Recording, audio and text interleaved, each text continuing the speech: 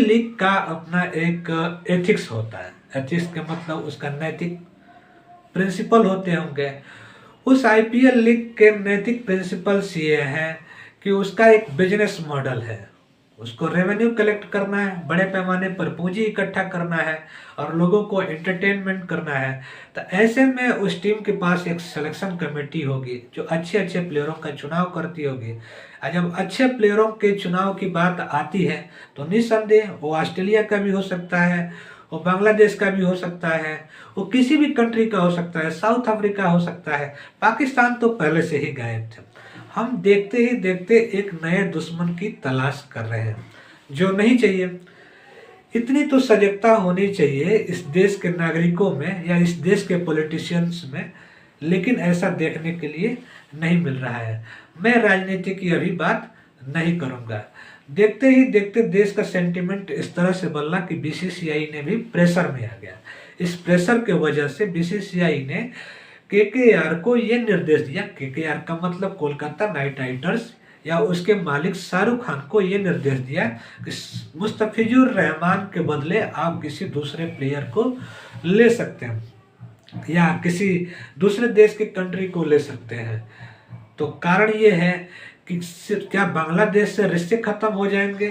क्या बांग्लादेश का प्लेयर होना ही गुनाह है? क्या उनका मुसलमान होना गुनाह है? ये दृष्टिकोण अलग अलग लोगों के नज़रिए से जांचा परखा जाना चाहिए। निसंदेह इसमें कोई जांचा परखा भी जाएगा।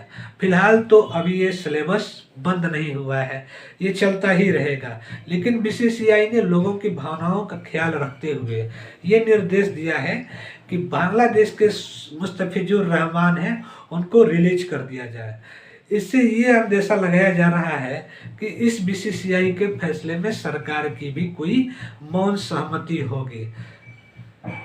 और निसंदेह इसमें बहुत बड़े पैमाने पर लोगों का अनुमान भी है कि जो सरकार यहाँ के लंबे समय से यानी 2014 से भारत की सरकार या भारत को जो लीड कर रही है वो भी किसी न किसी धार्मिक वजहों से प्रेरित है।